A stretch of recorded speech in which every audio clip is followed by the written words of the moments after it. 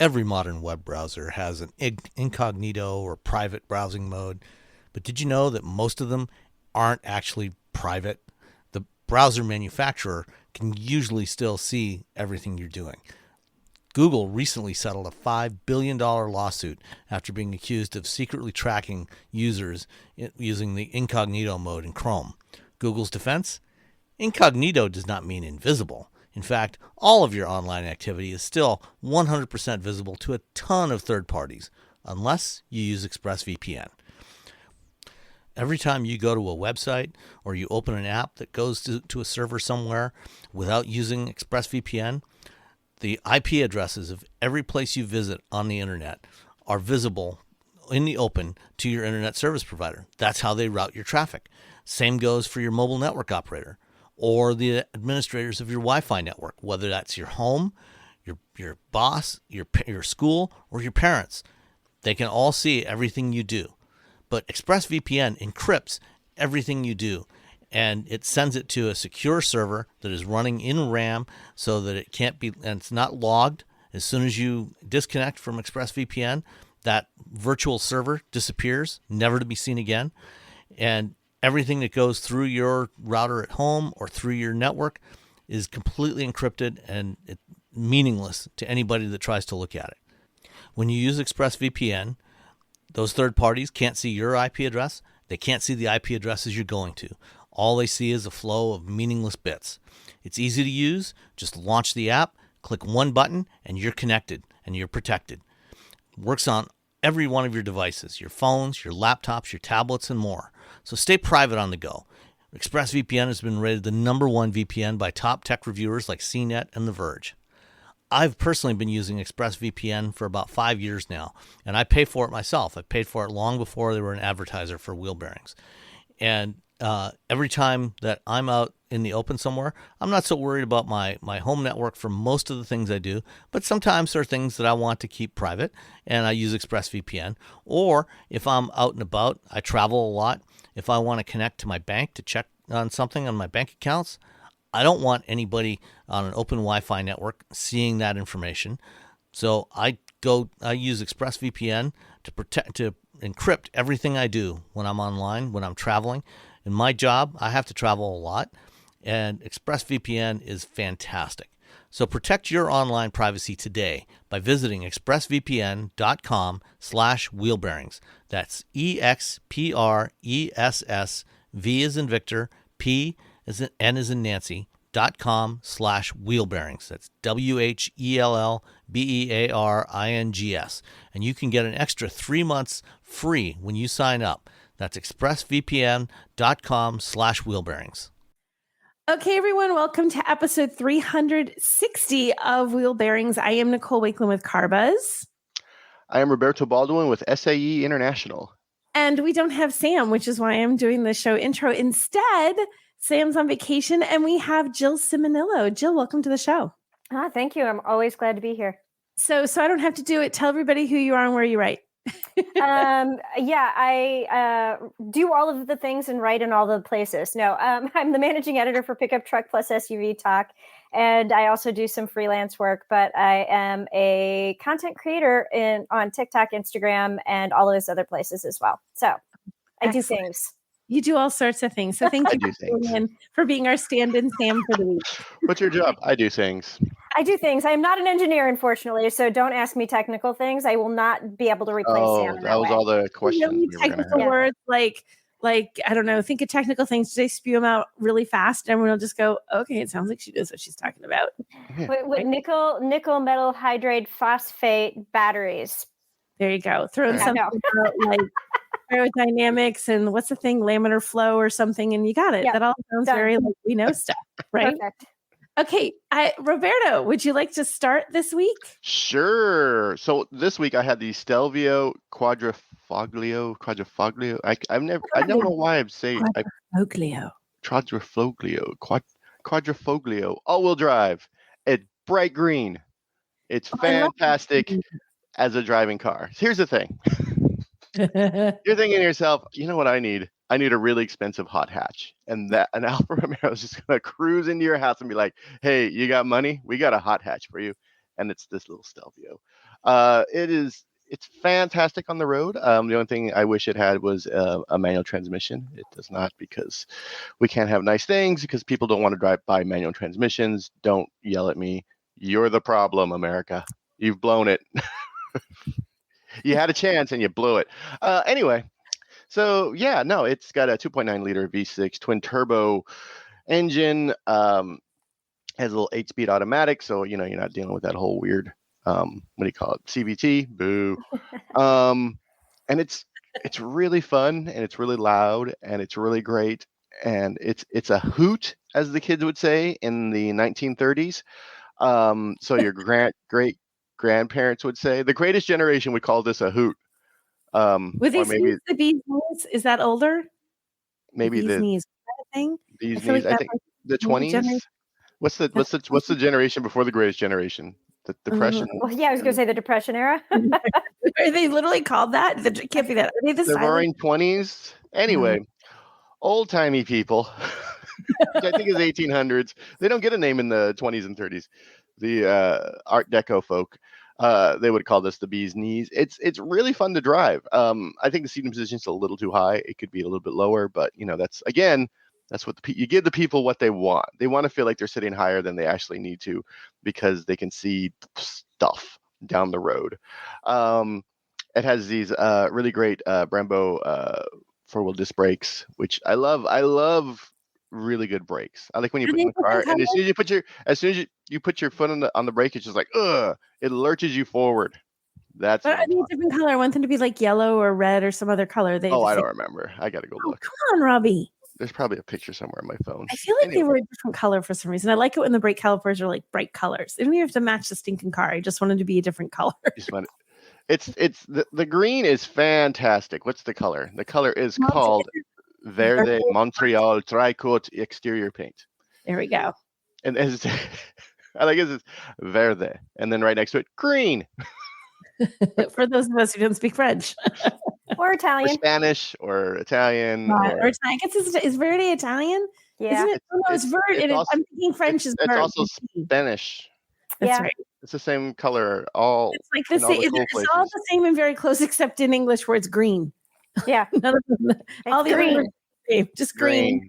Forget putting beans and things in there. Just green. We come up with our own way of saying it. So driving it, outstanding. Nice tight steering, fun acceleration, just a great little vehicle to drive around in. Then there's the infotainment system. It's like hey, you know what? We got to put something in here because that's what the people want. It's slow. It's when the backup camera is kind of hard to see. It does work with air quotes. It does do the thing it's supposed to do, but it's just this is not that, and you know what? Totally fine with that, to be honest. To be completely honest, I don't. If you're buying this car because you're like, ooh, I wonder how the infotainment system works. You're not, don't. If anything, you just plug in your phone and hope for the best. Right. Just plug in your phone, put on like Van Halen's 1984, or and then just drive around. No, it's not good. It's there. It does its job. It's on par almost with my 2014 BRZ's infotainment system, where it's like, hey, there's a screen. Okay, and it does things, and you can you can listen to Sirius XM if that's your jam for some weird reason, because you haven't realized that you can just subscribe to music that doesn't go out when you go in a tunnel. Yeah, no, I really like this vehicle. It's a fun little car. It's comfortable. It's got the side bolstering is out of control. So don't just buy this car. You need to sit in it, because you're right. It's very tight. It's hardcore. Like, hey, stay there, stay. It's like you sent a German Shepherd to like one of those 6-week camps. That's what it is. So yeah, no, I really dig the Stelvio Quadrifoglio, whatever. I love that you can't say it. I know. I can never remember how to pronounce it. I would say quadrifolio. I think a Foglio or Folio. I've heard it both. Is it Yeah. Folio? Okay, Quadrifoglio. Oh, hey, There that's you go. good. If I feel know how to you pronounce nailed it, I can pronounce it with it. There you go. You I'm got it. always, it's like Jaguar. Like I'm always looking up how they say it. Like in a video, did they say Jaguar or they say Jaguar? I can't. Or Jaguar. if you're Steve Jobs, Yep. Jaguar. Jaguar. Yeah, Did he say Jaguar once? Is that that's what like his jam was saying Jaguar.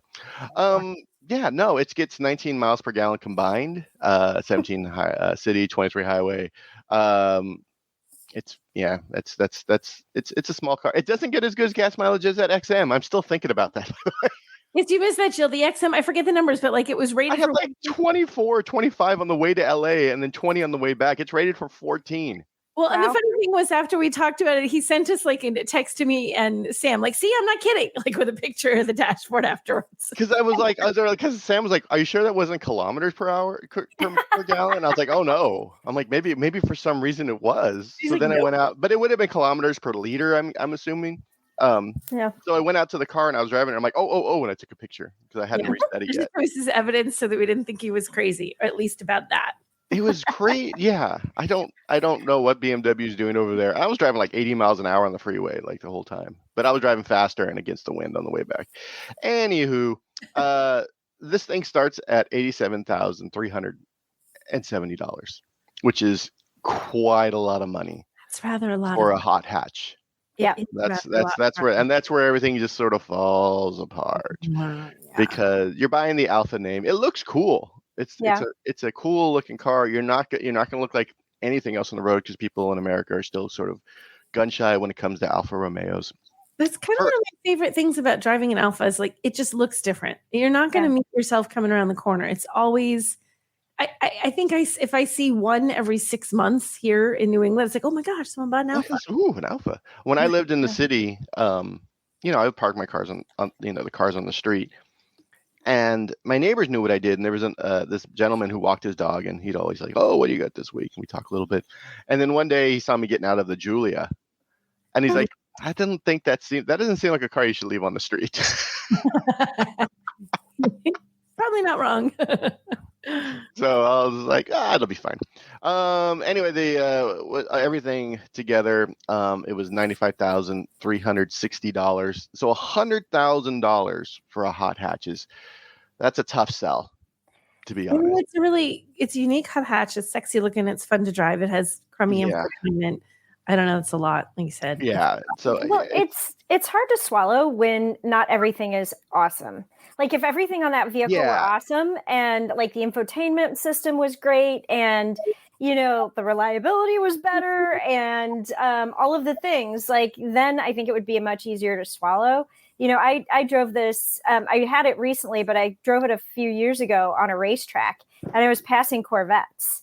And like the Corvettes like got off of the track and they come up to me and they're like, what the hell is this? And how are you passing me? And I'm like, first off, I'm a better driver than you. But second, there's that. Yeah. Second, but yeah. So, I mean, it's a great, near perfect weight distribution. It's a joy to drive. A couple years ago, I did, and I've said this before, I did the road trip with Rebecca Lindland when she relocated from Connecticut to California in her Stelvio. So we drove across the entire country. We spent days driving that car. I was either driving it or riding as a passenger. It was really nice. Like it was great to drive. It was very comfortable. I wouldn't necessarily think that a car that drove so well in terms of the sort of performance-y driving dynamics thing would still also be really nice to road trip in. It was beautiful. I had such a nice time. It made me fall in love with it, but not with the infotainment. Yeah. That is the second point. And that's a big part of a car. It's not like it's this minor thing. It's a big thing that people really kind of care about. They really care about, CarPlay, as everyone's still angry at GM for that move with the EVs. Exactly. And you've ranted about this. Is it fair to say you've ranted, Jill? I think you've ranted. And a lot. Yeah, I read a whole thing about it. And so it's you plug that in, you're good to go for the most part. But it's like when you look at that when you put it in reverse and you look at the quality of the rear backer camera, you're like, oh, is it bad? I don't remember. Come on. Is it bad? Come on, guys. Yeah, it's like I may as well just use my mirrors. Oh, yeah, it's not. It's pretty bad. It's really bad. It's not. It's like 5-year-old. We just stuck it on a Camry, like or the first Malibu. It's like it's small and it's not great looking. Bad. And you're just like, okay. I hope that blob isn't a child. But well, I'm sure it was a log, and then you just drive off. Just cross your It's fine. It's fine. Yeah. So that is if that's what you care about, that's going to be. My weird thing is that if it's a fun performance car to drive, I care less. I don't care less, but I care less about the entertainment system. Because this is your fun car, but it's a fun car that's $95,000, whereas my BRZ is a fun car that's $30,000. That's easier to handle. Yeah. So, you guys, you want to have we informed Jill of the destination? So we guess on destination, and whoever comes closest just wins. You win. You don't win anything. You just win the satisfaction. Like, yay, good job. So what do you think destination is, Jill? I think it is 1,800. Oh, I'm going to go 1,695. Oh, sorry, Jill. It's 1,595. Oh, 15. Okay. Yeah. I was going to go higher, but I was like, no. Because it's Stellantis, huh? You were thinking. That was exactly what it was. Stellantis. You know what's funny is the Monroe says FCA on it. You know, the NHTSA on their website, they still list all the recalls as FCA. Oh, well, there you go. That makes sense. Yeah. Yeah, no, it's fantastic. And if you do get one, you got to get the green. It's such a good color. I love that green. So it's so pretty. It's like if you buy a Mazda, you have to get that. What is it? Red? Oh, full metallic. Yeah. An Alpha, you have to get this green. I saw a Mazda 3 wagon the other day in that red, and I was like, "It's so pretty." Well, you see it from like miles away, and you're like, "That's a Mazda." I have no idea what make or model, what model it is, but that's a Mazda. Exactly. You can just tell looking on the highway. You're like Mazda. Like before you even get there, that's a Mazda up ahead of me. You just know it's so pretty. Yeah, it's so pretty. They did such a good job with that. So so that's the Stelvio. Jill, do you want to go next and talk about your vehicle this week? Yeah, so I had the Acura TLX, and I think it has probably been 6 or 7 years since I've driven a TLX. So, I mean, this is a car that has definitely not been on my radar. And ironically, as the managing editor for Pickup Truck Plus SUV Talk, I don't always drive a lot of cars, but I've started doing a lot of TikTok and doing a lot of my own YouTube. So I've started getting back into cars again. And this is a joy to drive. I don't know if either of you have had the TLX recently.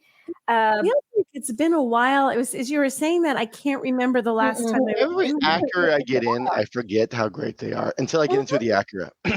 That's the Acura. Because the Honda thing, you're like, yeah, it's going to be a Honda. You get in, you're like, all right, yep, drives like a Honda. It's solid. It's going to, last forever. Every Acura you get into, you're like, oh, I forgot all about Acura. Yeah. Well, and you know what? Acura, kind of like Mazda, is a very underrated brand. And I know Acura tries to say they're luxury, but I like to call them near luxury. Mm-hmm. Kind of competitive with an Infiniti or a Lexus or even a Mazda. But I was in the Type S, so I was in the top tier trim. It's about $57,000. And one of the things I like that Acura does is they don't give you a lot of options and packages. It's just like, you will get the Type S and you get everything. There you go. And so and it had all-wheel drive, and it had all the things. So $57,000 for that vehicle for me was actually, I think, acceptable. And the seats were comfortable, and so I'm on the petite side of things. I'm about 5 feet tall, and so it's really funny. As you're talking about the seat sits too high and the Stelvio, I was like, that was perfect. I have no idea what you're talking about. See, okay, so you're I'm a foot and 3 inches taller than you. Yeah, you guys are absolutely. We're like, I think everything, like every car I get in, I'm like, moving it down, moving it down, moving it down, moving it down. Oh, we're underneath the seat. All right, here we go. Okay, there we go. Yeah, and I'm like the opposite. I'm like going all the way up. And so, and I will say, just I'm also the person when I get out of the vehicle and I'm handing it in, I always move it all the way back and down so that people don't eat the steering wheel. So I'm not the person. I'm not the person that because I'll get out of a car and and then I like be doing other things like at a rally or something, and people are like, Jill, were you just in this car? And I'm like, no, It was not me. I moved it back. I'm like, there's somebody else here who is driving short today because it was not me. But at any rate, I digress. So the TLX had a really good driving position. I was able to get up the seat really high. The bolsters were good. It's just a very, very comfortable car to drive. And so I live in Chicago, and I like compact cars. And this, I wouldn't say this is compact, it's midsize, but I like a car because to me, they're just easier to maneuver and get around in tight spaces. I back into a garage, I share a garage with my neighbor. People always find that really weird that I share a garage with somebody I don't know. But in Chicago, you have a lot of multi-unit buildings, and it's very common to share garages. So I share a garage with a neighbor, and they don't park well. So I'm always like, they do not. They always park on the center line, and so I'm always having to like maneuver around their SUV. And this car made it easy, and the backup camera is really good. It's got like a little around view portion to it. I did a whole TikTok on it because somebody was like, show us the camera. And if you're backing into a space with a neighbor like that you don't know and you don't like how they park, show us the camera. And I was like, all right, here you go. And they're like, wow, that is actually really good. So, the automatic emergency braking is a little bit aggressive, but it's fine. So I don't know.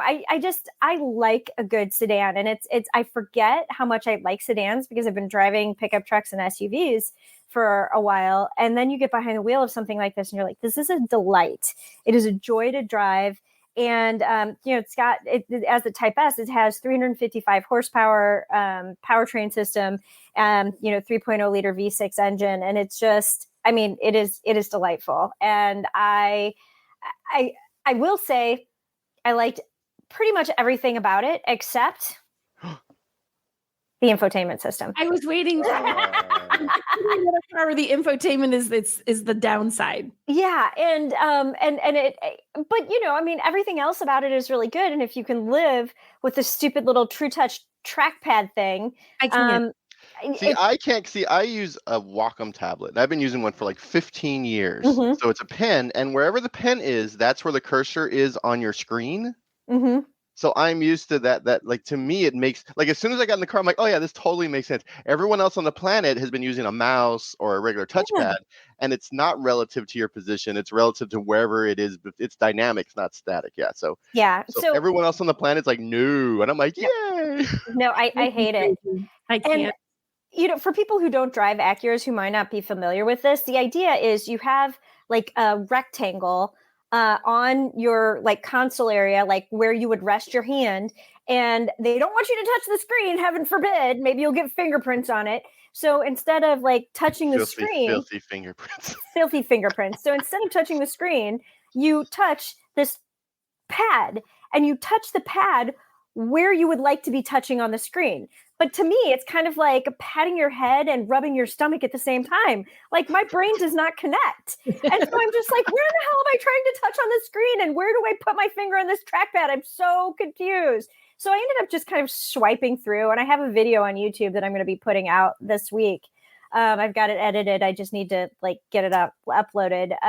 But just talking about this touchpad and how it operates. And what's really funny is my sister and brother-in-law, and I'm at their house right now. They just bought a new Acura MDX, but a 2024 RDX, 2024 Acura RDX. And I was like, I wouldn't do it if I were you. I wouldn't do it. You're not going to like the infotainment system. I wouldn't do it because it has that same true touchpad. And my brother-in-law is like, I don't mind it. It's fine. And my sister's like, I hate it. And I'm just like, but the good news is, like, so my brother-in-law is a fireman, and when he retires, this is going to become his car. And then my sister will get a new car. And I was just like, okay, so you only have to deal with it for like a few more years. And then he can have this horrible touchpad thing that he doesn't seem to hate. I don't like that. Again, it's just me and other, and like maybe some like animators who also using some graphic designers. The rest of the world, like, what is happening? Why is this And I think it's so opposite of how we've been trained to use a touchpad. I think it's because, except for you, Robbie, most people have been, like you said, trained a different way. So intuitively, you touch the screen, you're like, why is this not happening the way I think it will happen? So I don't know. I've obviously driven Acuras with that.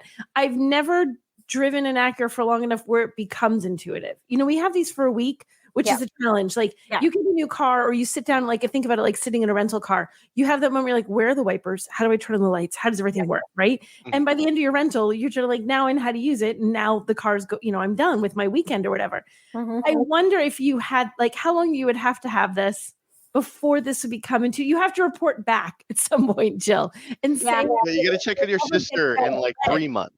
Yeah. Say if your sister's like, you know what, I got the hang of it, I like it, or she's like, I hate this thing. We'll have to. She will be our test case for everybody on the planet. Yeah, I will. Because like it is her primary car, so I will check back in. But so I will say, like, this is a little bit of a reviewer's dilemma, because you get into these cars and like I'll go from an Acura to a Volvo to a Chevrolet to a Genesis. And all of them have different operating systems. The wipers are in different locations. The gear shift is in a different location. Sometimes it's push button gearing. Sometimes it's a column shifter. Sometimes it's a stupid dial. And so, they're always different. And so there is that familiarity you have to get with the vehicle and with the operating systems. And it's like you just get to the end of your test and you're like, oh, now I get it. But so Mazda, let me bring this back around. So Mazda uses one of those control dial things. I hate that. It's my favorite of all of them. I can't get it. See, and that's just it. I drive a lot of Mazda vehicles and the controller doesn't bother me anymore. It drives me nuts. I cannot get it. See, and that's every time I drive it, I'm like, I know how this works. I get a fair number of them. And I think, okay, this time it's going to be easier. Nope. I still have that, like, oh yeah, this is how it works right now. I remember, but every single time it's a struggle. I feel like I'm spinning it like Wheel of Fortune. I don't know what I'm doing with that dial. Well, I will say I don't like it with Apple CarPlay. That to me is problematic because like you're like trying to get from your side menu into your actual icons or whatever. And some of the Mazdas have touchscreen with just Apple CarPlay. And some of them don't. And then some of them you have to make sure you turn the screen on. Some of them you can do it in park, but not in drive. And so like that I'm still trying to work my way through. Yeah. The inconsistency between what model year it is, what model it is, and how the touchscreen, not touchscreen, Apple CarPlay, Android Auto works. But I even found the most recent one, it was a touchscreen. But then I would do that the minute I was not an Apple CarPlay and Android Auto, I would still want to touch the screen. I'm like, no. Even Rossi was like, what is happening? I'm like, only when the smartphone mode is activated. He's like, why? I'm like, I don't know. That's just because somebody at Mazda thought that was a good idea. Right. There's a lot of confusion with that one. It's not consistent, which is the hardest thing with that system. But average human, like you said, is not popping into a different Mazda every month and a half. So I imagine once you figure it out, you figure it out. But yeah. Yeah. And I have a friend who owns a Mazda CX-5 and she loves it. She's fine with it. So they're such nice cars. And like we said before, that red. I mean, can I get by this just so that I can have a car in that beautiful red? It might be enough to might be maybe. Yeah. Yeah. And she has it in that beautiful red. And I was just like, it doesn't matter what touchscreen is at that point. Yep. She's got the beautiful red. She can be frustrated as heck, but she looks really good driving down the highway. Yeah, she does. She does.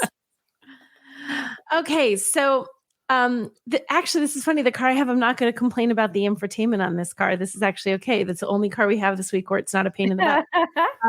I had the Toyota BZ4X. I'm not going to complain about the infotainment because I'm kind of going to complain about everything else. But the infotainment is awesome. The infotainment is awesome. No, and the infotainment is fine. I mean, Toyota has a decent. Which, by the way, for a Toyota, that's big news. To be honest, right? For years, it was less than awesome. Exactly. So they've managed to correct. I feel like the infotainment is good. It has like a 12.3-inch screen. It's really big. It's nice. It's well positioned. It's fantastic. There is a little bit too much piano black in this car. It's very, which we complain about it because it makes fingerprints. It shows scratches really easy. I mean, it's a kind of thing, piano black in a car where you could toss your keys into a cup holder and you have now left scratches all across the black. that you don't, and if you do that a lot, suddenly it makes it look really crummy. It shows dust. It also, in this, the one drawback, there's so much of it that there was actually glare. I turned a corner once and I had the sunshade open. I was like, like I was blinded by my own center console. I'm like, God, dear God. like, I can't say what happened. The center console, the piano black is so bright. But it's fine to drive. A lot of people complain about driving. And actually, I didn't mind driving this. I feel like it has, you're not buying this because you're looking for a super performance vehicle. If that's what you're looking for, why are you looking for something like this? This has, there's either single motor front wheel drive or dual motor all wheel drive. Single motor, 201 horsepower. Dual is 214. It's not a huge increase in horsepower. Torque is a little bit more significant between the two, 196 to 248. I was in the all wheel drive. It's plenty responsive, and it still has that when you hit I still want to say gas, when you hit the accelerator, it moves. You still have that instant EV torque. Is it like driving something like a Lucid or, a Tesla with their ludicrous modes and all these fancy modes? No, it's not aggressive like that. But again, this is not the price of those vehicles, nor is this a performance. Not everyone needs Tesla insanity. Right? I'm totally fine. Ludicrous. I even like how this drive. I had to drive it back and forth through two things. Really stupidly heavy traffic in Boston because there was an accident. And it was one of those, we merged around all into the right-hand lane on a 4-lane highway and then had to merge back. And then we all started going full on. And then there's another accident. Like, I don't know what happened last Thursday, but Boston forgot how to drive. So it was kind of gnarly traffic, and it was very easy to drive through. And this was really impressive, they're repaving. When they first pull up the old pavement and you have that really super rough. Yeah, they're all graded. Yeah. It's all like graded and it's awful. Like, you could be driving a luxury car and you can hear it. I was thinking like, okay, this is going to be a really long drive. It wasn't that bad. Like, you knew you were on that kind of rough pavement, but it wasn't horrible. And even all the seams from like rough to paved and rough to half paved and it actually handled that really well. So in terms of driving it, and the smoothness of the drive and the quietness of the drive, I actually thought this was pretty good. What I didn't like, and I even reached out to you about this, Jill, what I really, really, really, really didn't like is the way that the instrument cluster is positioned. So it's kind of like it's down further, like on the dashboard. It's further away from, it's not real close to the steering wheel. It's further back. It's kind of down this little tunnely kind of thing. There's like sort of sides to this little thing that leads your eye down to the instrument cluster, which is just fine. It shows the information you want to show. It shows you charging information. It has everything you need on an EV. However, depending on your height, you cannot get it so that the instrument cluster isn't significantly blocked by the steering wheel. I am telling you, I tried everything. I tried adjusting the steering wheel. I tried adjusting my seat. I'm playing It's got to be really high. It's like up here. It's actually, they want it low. Low, but the thing is, if I get my seat so I feel like my view of the road is right, I can't see this. So then I have to put it really low. But then I feel like my hands are too low. Like, it's your too hands low. are in your lap. My hands are in my lap. You can't drive well. So to actually put it so that my line of sight for the road and my driver position felt right and the steering wheel felt right, it literally went directly through the middle of the screen. So what I had was the time and the temperature. If you want to know how fast you're going, you got to either look down or you have to look over, which is not ideal. And then even as you're going faster, so the law of thermodynamics works is as you're going faster and faster, you're creating heat because of the friction. So if you're watching the temperature go up, you're going too fast. Oh, is that how that works? If That's only how they want you to do it. They want you, if you're doing 7,000-8,000 miles an hour, you need to slow down.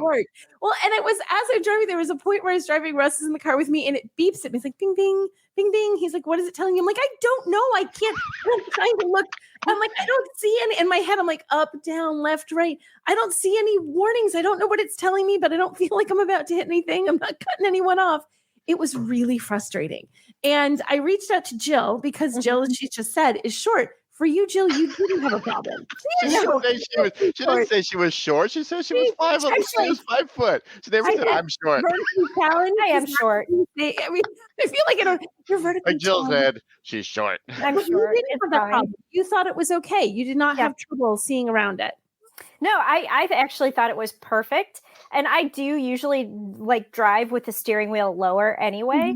And I don't know if like Toyota designed this vehicle with me in mind, but like everything about it was perfect because, I got the steering wheel in the location that I wanted, and the top of the steering wheel was just under the sight line for the gauge cluster. And the gauge cluster is positioned in such a way that like you can't not see it when you're looking at the road. Mm-hmm. And so there's no head-up display. There's no, this effectively is the head-up display because it's just like for me, being short, it's literally like right in the right location. And I remember when they launched the vehicle, sitting in it the first time, and I was just like, ooh, and it wasn't on. And so we weren't adjusting the seats or anything, but I was like, ooh, I don't know how this is going to be because it looked like the steering wheel might bisect the gauge cluster. And then once I got in it, I adjusted my seat to actually drive it. I thought, oh no, this is perfect for me. But yeah, when you reached out to me, I was like, yeah, so maybe you should reach out to somebody tall. Well, I did, and here's the thing. So I started talking to you. You're on the shorter side. You're petite. How's that? You're yeah, I'll go with that. So it was fine for you. I talked to a couple other people. One of them is another writer at Carbuzz, Jared Rosenholtz. He is 5'8". I'm 5'6". He had the same problem, but the interesting thing was he had the Subaru Solterra, which is essentially the same car. These were co-developed. Yeah. There's cosmetic differences, but Subaru changed it this year. So the steering wheel it's flattened a little bit on the top and bottom. By that amount, and he's like, I have pictures I can share with you. That little bit of flattening, he said now he can see. It took care of the problem. So just that tiny little skosh of change in the steering wheel made a difference. I asked Toyota, and like, of course, can't say anything. That's a future product comment. We can't tell you what we have planned, but I would love to see them do the same thing because I think then that it wouldn't impact your ability to see it all, Jill, but it would make mine better. I talked to Jared. He's 5'8". You're short. How tall? You're just about 5 feet, right? Yeah. Okay, so you're about 5 feet. I talked to some folks that were like more in the 6 foot. I'm like texting friend. Who do I know? Have you driven this? How did it do? Have you driven this? How did it do? It felt like people who were shorter had no problem. Ew. People who were like my height, like 5'6", 5'7", and taller, struggled to get the right mix. Have you driven it, Roberto? What did you find? I have not driven it, which is weird. No. I haven't driven a lot of Toyota. I kind of made Toyota angry once. Well, I'm making them angry. So I have, and the people who do the Toyota fleets here, the fleet manager for the Toyota vehicles is doesn't really get back to me, whereas the fleet manager for the other vehicles is like amazing. So I just go with the amazing. I'm going for the path of least resistance. Yeah, okay. And so I haven't driven but I'm going on a Toyota thing, and I'm going to be driving the Prius Prime for the first time, the new one. So it's been a while since I've driven a Prius. So yeah, so I'll probably start getting more vehicles. And I told them about it. I'm like, yeah, it's just, it's kind of they're like, you haven't driven any? I'm like, well, it's kind of hard to get the cars, and I just don't bother if it's going to be a pain in my ass. Right. They were like, too much of a challenge. Okay, we'll figure that out. So I'm sure they'll probably throw me in it. But I am a big fan of the putting the dash cluster on the steering column. So there's no matter where you're sitting, like the ID4 and it moves it up and down. Yeah, it moves it up and down. It's always there. Yeah, no, if this did that, I think it would be good. And and it's funny because I like driving this car. I actually really enjoyed driving it. I didn't really have complaints about it in terms of drivability, but that threw me every time. And you sort of, when you're driving in the highway at the flow of traffic, you're just going the flow of traffic. But suddenly when you're not in a pack of cars, like when I was coming home and it was late, I'm like, how fast am I going? I had to like duck down because I had no sense. I'm like, am I speeding or am I? Where am I going? I'm going too fast. I should look under the steering wheel and find out. So that was my gripe. The BZ4X is just fine, but it's weird because it's the only EV from Toyota. There's hybrids, there's plug-in hybrids here, but it's our only pure EV because they've gone they hedge their bets, and I don't necessarily think it was a wrong thing to say like, okay, and they even have the hydrogen Mirai. So they have a little bit of everything.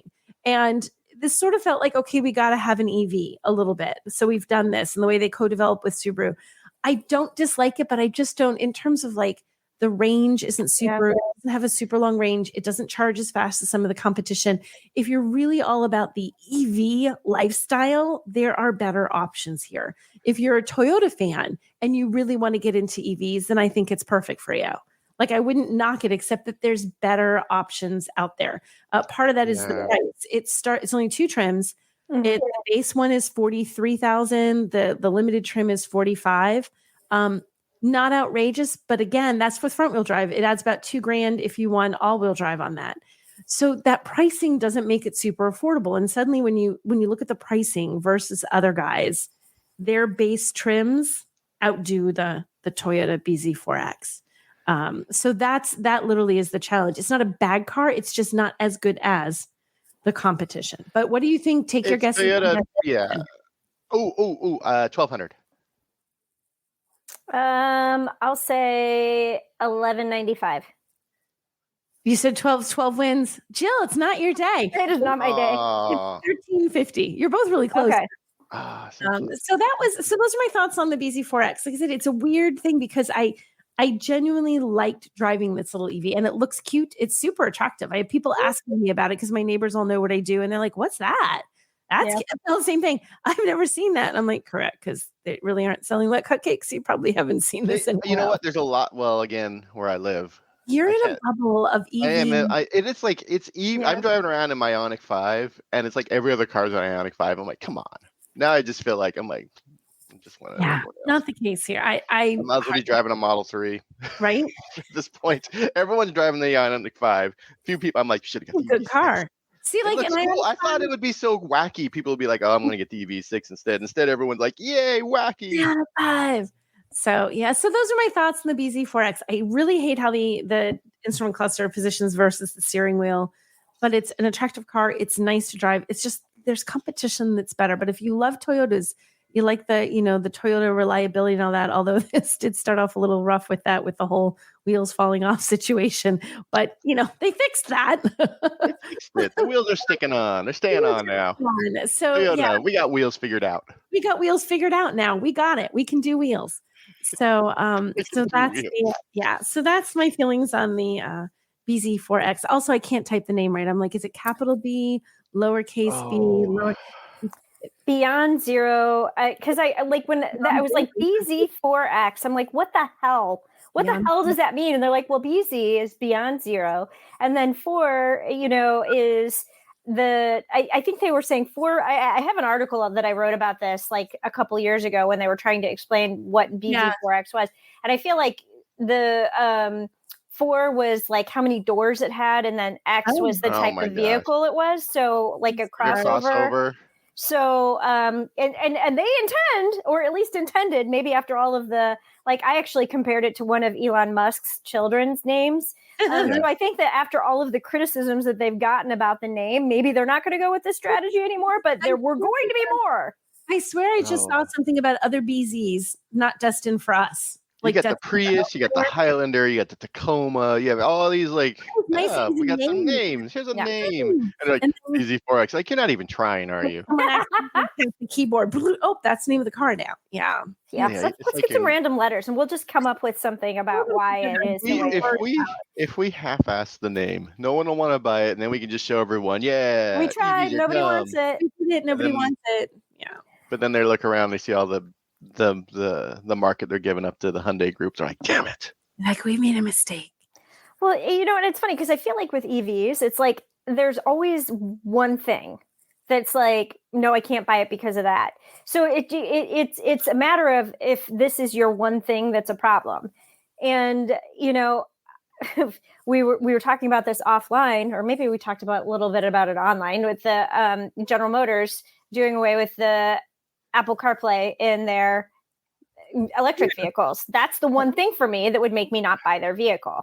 But there are a lot of people who are Android users, or there are people who are, they don't use their phone in the car. And for those people, it's not going to be a problem. So if you're short, the BZ4X is not going to be a problem. And, awesome. It's going to be awesome. But I mean, I also, so like my mom lives down in Indianapolis and I live in Chicago. That's a 200-mile drive. My other requirement for an EV, if I were going to buy one, would be it has to be able to go from Chicago to Indianapolis without needing to stop to charge. Because there is one charger on the route, and it's always full. And one time I had to wait for 3 hours, and it was not fun. Well, that's part of, I was saying that's the thing. If you're driving this around at home, if your day-to-day is probably not going to go over 200 miles, but if you're road tripping at all, the charge time and or charging speed rather, and the range just make this not an ideal choice. It just makes it tough. Yeah. It makes it tricky. Okay, so there's the BZ4X. So there's our vehicles this week. All right, ready to talk about some stories? I got some in here from Sam and some I put in here. So let's start with the Sam one. He's not even here. Has everybody looked at the Cadillac Soleil? Am I saying that right? Soleil, right? Sure. Like Band de Yeah, Soleil, well, the 80s commercial. Like Yeah. Ben Band de Soleil. for the Saint Tropez tan. I That's what never. they were. I didn't know what they said after that. I was gonna say it's Saint Tropez, like ST dot. Saint-Tropez can. I did not know what they actually said there. I think like my entire life, and then I finally saw it written down. I'm like, oh, that's what they're saying. That's what that means. Yeah. Band de Soleil. Yeah, I can see that. You could drive around with the Saint-Tropez tan in this thing. I don't like the color is a little It's this Easter. It's a little too Easter for me. It's a little too Easter. It's this very pale yellow. Yeah. It's kind of beautiful. They say it's a sunburst theme. It's really, really pretty. But I don't know if I want my car to be this color. No. Yeah, everything about the car is awesome except for the color. It's Manila cream. Is that what they're calling it? Yeah. Yes. It's like a pale Manila. yellow. Doesn't it look like pale yellow? It doesn't look like cream to me. Maybe. I'm Oh, There's it so looks many- even more yellow when you like go down to the live shots with people standing next to Right? it. I mean, they have a woman. Oof. Their I know model, the interior. Oh my God. That's Right? very yellow. like you, and you look at the interior. So that's all wood. All that little bits on the. So the back of the seat. Ooh, that Starburst wood is cool. design. It's like, I don't know, 3 or 4 different shades of wood from a very pale natural to sort of like a darker color. Yeah. And it's on the, it's beautiful. It's It's absolutely, very Art Deco. it's one of the prettiest cars. I mean, in terms of just, is this beautiful? Yeah, this is beautiful. There's some design stuff happening here. I think it's lovely. But do you think they'll ever do anything like it? No. Anything? No. Do you think we'll see any single element of this ever in history make its way into a Cadillac? I don't know. It's hard. Cadillac is, I feel like they're a little gun shy and doing like fun wackiness. I think they're just trying to stick with the things that work. I mean, I could see them taking like this. To me is a design concept. Even if you only made 100, that'd be awesome. I could see them like taking the taillight treatment maybe and putting that into future vehicles. I don't see them using that beautiful wood. That would be like, it's so impractical. I mean, that and it would be outrageously expensive to do something like that. I mean, this is a bespoke type car, but that would be ridiculous. And also, if you ever had any humans actually ride in the back of your car, someone's going to hit that with something, and very likely that beautiful wood would just get whacked, and it would. This is the car you take to the Love Shack. It's like the wheels, everything about this is really, really elegant. I mean, it's a beautifully designed car. As a design exercise in design, it's just beautiful. I think it's stunning. Yeah. Just some other color. Just some other color. That's it. That's my only beef. Colors. It says that there are 126 color options in each of the zones for ambient lighting. 126. That's not that. I usually see 64, and that's usually the max. So are there that many colors that can actually be put into light? I mean, you can just keep, adjusting. Keep adjusting and adjusting and adjusting until you get exactly what you want. Your first computer had 64 colors, and it had 128, and then it's 256, and now it's 60 gazillion. 60 gazillion. I think that's the official term. The official number. Gazillion.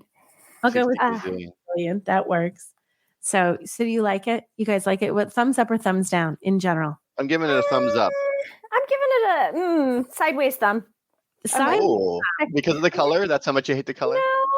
I mean, there's some really interesting elements. I don't think this is practical, and I don't know that we're ever going to see, like, nobody's building convertibles anymore. I mean, everybody wants to do a convertible concept. Nobody's building convertibles anymore. And for that, we're a sadder planet because of we are a sadder planet. I don't know. I mean, I think it's pretty, but I don't know what they were trying to do here. And I'm also very bothered by the fact that they didn't put the Soleil They didn't put an IQ at the end of it. Everything has to have an IQ. Maybe they're trying to break away from that. This is so concept. We're not even using the eek at the end. They should have thought of that before they, came up with the Escalade IQ. So I don't know. I mean, if you're going to have a theme, go with a theme. I don't know. At any rate, I'm going to give it the sideways thumb. Sideways thumb. Okay, that's fair. I feel like I'm a thumbs up because I appreciate the design, like the things that are ridiculous, like the backs of the seats. I just think the back of the seats are so fun, are so beautiful. I would love to think that a car could actually have something that beautiful and not be something that was priced, like a Rolls Royce. I don't think that could ever happen. Yeah, Rolls Royce or Maybach will have that, but yeah, like that, doesn't it make you think of that? Which I guess is a good thing for Cadillac, right? You look at that kind of thing; it's the sort of thing you'd see in a several $100,000 car. Like you would be, if you saw that in a Rolls Royce, you'd be unsurprised, right? You're like, yeah, okay, Rolls Royce. Well, how much they do have the Celestique? Isn't that like a $300,000 something? Yeah. So I mean, maybe we are very off base, and this is going to be their next vehicle, and it's going to range above that. Okay, let's go with that. I'm going to say that. It could happen. I did an interview with the head of Mini North America specifically to ask one question. I sold this interview to TechCrunch just to talk to them, but really all I wanted to know is, are you bringing an electric Mini convertible to the United States? And he said yes. And I'm like, all right, that's all I care about. Like there's a bunch of other questions. I don't remember what they were. They're about, blah, blah, blah, sustainability, yada, yada, yada, the future. All I want is an electric convertible. Okay, that works for me. So I'm going to give Cadillac all the kudos for this, even though it's a weird color. Even though it's an odd color. Okay, moving on from Cadillac. Rivian, they opened the way this is phrased here. Rivian opened its first charging outpost. And the picture's adorable. Like it's near Yosemite. And there's free coffee. I mean, that alone, forget it. I'm in. I'll buy a Rivian. If I get free coffee, I'm done. You just told us you were going to get free coffee. That's all that matters. Yeah, give me the coffee. I'll buy your car. So they just opened this EV charging rest stop. It's 24 miles outside of the park, but it's not just a charger. There's bathrooms. There's a little lounge with a library, a water refill station, free coffee, and not free, make your own trail mix. As a big fan of trail mix, I'm like, oh man, I wish I had Rivian trail money. Mix is not free. It says free coffee and not. But you can make your own. I like trail mix a lot. You could leave out. What would you leave out? What's the thing on trail mix they put in that you're like, ew? Chocolate. What? I don't really like chocolate. Oh, you weirdo! What would you leave out, Jill? I would probably leave out chocolate too, because I'm not. And raisins, because I'm not a sweet. Oh, I love raisins. They're nature's candy. Give me all the salty. Give me all the salt. I would leave out the raisins because I feel like raisins are the devil's fruit. Like you think it's a piece of chocolate, blam, it's a raisin, and I'm always disappointed. I love raisins. See, I'm the opposite of, I guess, the rest of the planet. I'd rather just eat raisins all day than eat chocolate. If I accidentally have a raisin cookie and you accidentally have a chocolate cookie, we just need to swap. Yeah, I would be excited. Life is good. Okay, yeah, that works. When I was a kid, I had a friend who, when I'd stay at his house, he didn't like the meat on the bacon. He only liked the fat. So we'd rip our bacon apart. And I don't know, he's probably got his cholesterol levels probably out through the roof now. But at the time, we were children. Eating his bacon fat. He's like, my heart. He was 25. He killed over from eating bacon fat. He's like, So this cool charging outpost. It's open 7 to 7, the shop area, and then the bathrooms and chargers are open 24/7.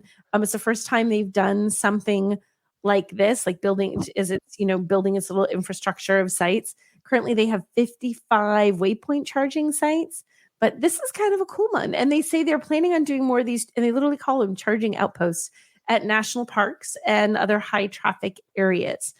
So I think this is kind of neat. What do you think about this? Would this make you feel better about driving your EV into areas where there maybe isn't so much charging as you might have otherwise had? You had me at bathrooms. I know. That's the thing. Like, okay, so I've driven down to LA a bunch of times in the last few weeks in EVs, and there is a charging station that's next to a Mexican restaurant.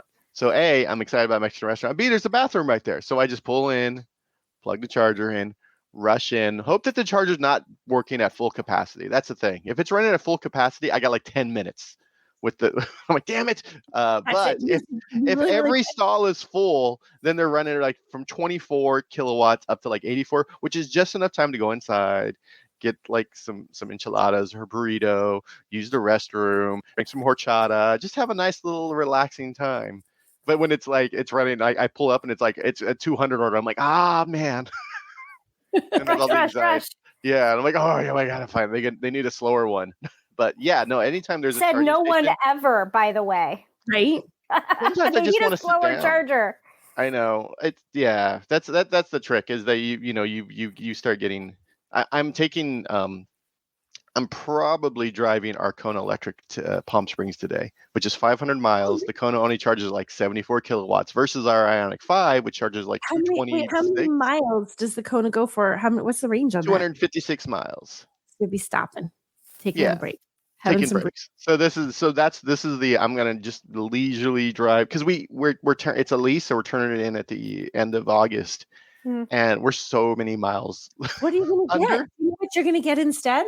No, we already had the Ioniq 5. We just got so now we have two. Oh, you just got it early. Okay, gotcha. I wasn't sure if there was because of the suite. We're paying $100 less per month for the Ioniq 5 than we are for the Kona.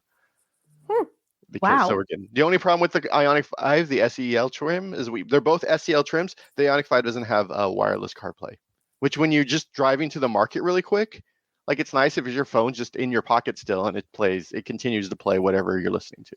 You have to plug it in. Yeah, I had a vehicle without wireless connectivity the other day, and I didn't realize how much I liked the wireless until I didn't have it. And I was like, oh crud, I didn't bring a cable. Well, forget it. I'm not running back inside now. Yeah. Someone told me, someone at the car place, when you call dealership, was like, oh yeah, it's like a licensing thing. Like it's technically it can do it, but I don't know.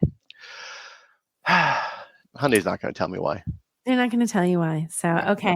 So our next story that we have on here, the Honda Civic Si is back.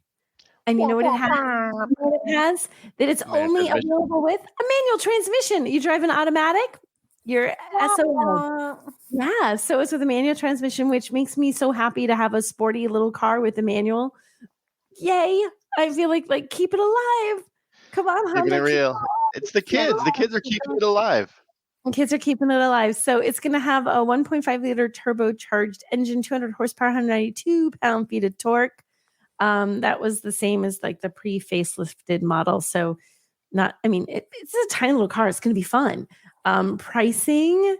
Okay. So pricing, it starts just under 30, literally 29,100. 9,999. Last year it was the 2004 was 29,100. The 2005 is 29,950. $50. Technically it's sub 30K. But does that include destination or not? I'm trying to see here if it does. It doesn't say that it does. Probably not. I bet it doesn't. So it's really just over. Yeah. Just over. So, this looks like it's fun. A 6-speed manual with rev matching. It's going to be a fun little car to drive. I'm kind of excited about it. What do you think? And you're seeing a little bit of the styling of it. What do you guys think of this guy? I like it. I'm wondering if it would come in a hatch version. So my husband and I, full disclosure, have a GTI. So I'm always looking for the replacement for the GTI because ours is dropping oil like there's no tomorrow. Oh, that's not great. No. It's just a constant oil change. That's all you're thinking. Oh, no, we have a tub of oil in our garage, and every time my husband parks in there, he just pours more in. Oh, wow. That's fun. Yeah. Yeah, that's maybe you should get that fixed. Yeah, but you want the hatch. You want the hot hatch. I do. I want the hatch. I want the Honda hatch. That was, No, this is, Honda makes... You wouldn't buy it unless it's a hot hatch. I love a hot hatch. If it's a front wheel drive, I want it to be a hatch. That's the deal. Okay.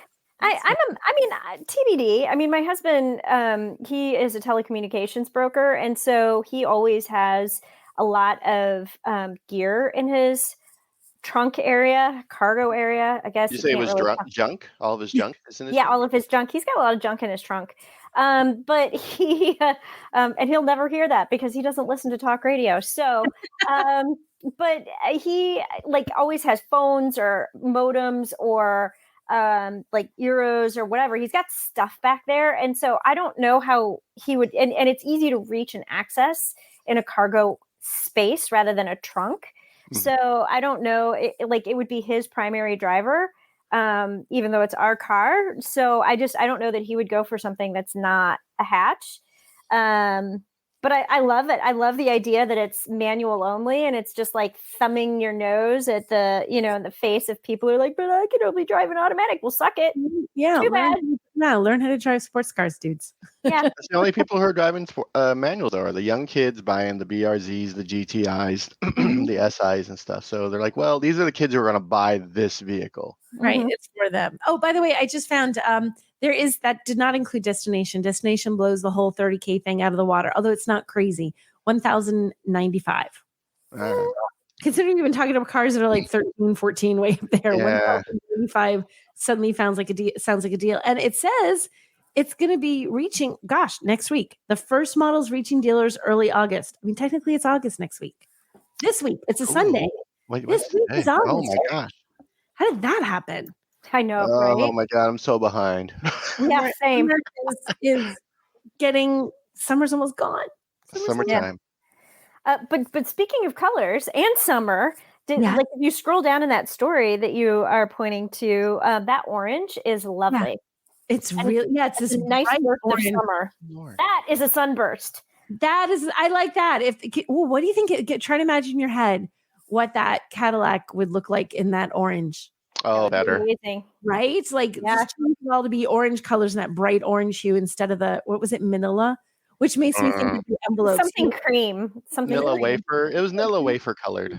Yeah. I always thought like the Manila. Not even Nilla wafer, like Nilla wafer yellow Nilla box. Wafer? It's Nilla wafer box colored. There we go. Mm-hmm. Nilla wafer Cadillac. Cadillac, Nilla wafer. What we're looking for, but So, okay, Jill, this is a story that Sam pulled off of Pickup Truck Plus SUV Talk. Did I do it right? Yes. I did it wrong. Okay, I always want to do it wrong. I know the words and I put them in the wrong order. Acura is ditching its in-car Sirius XM app. It's like, nope. Jill, tell us about what's going on in this story. So it's really kind of funny because I'm not a music person. Like I get in, I plug in my phone to Apple CarPlay. Not that I'm complaining about there are automakers that are taking it out of their vehicles, but I plug into Apple CarPlay so I can listen to my podcasts when I'm driving 3 hours down to Indianapolis.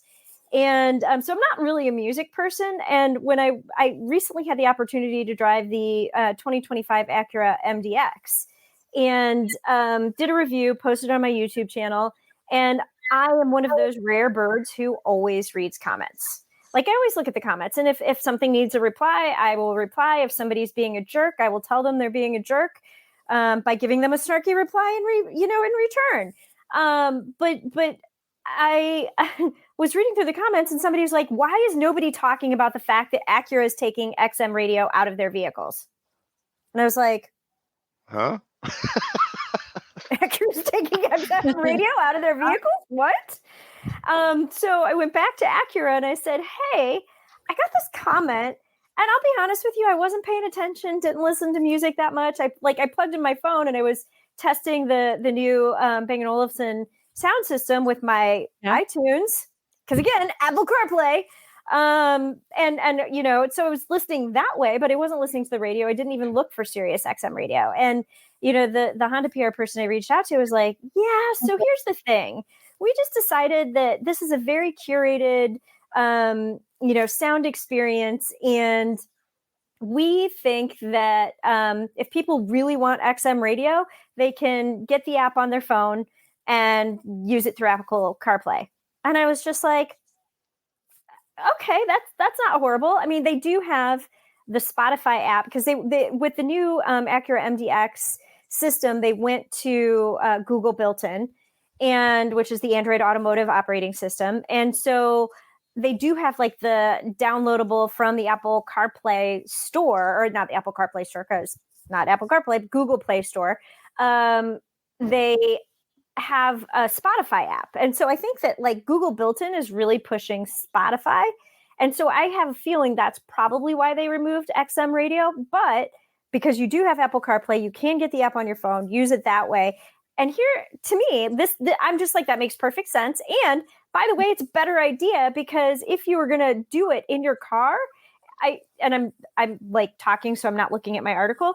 But I feel like in the car, it's like $29 a month if you want the in-car, like, XM radio. However, if you put it on your phone and you connect through Apple CarPlay, you have access to more channels. I think it's like 415 channels, whereas in car you would only have access to like 129, and it's only $9 a month or like $9.99.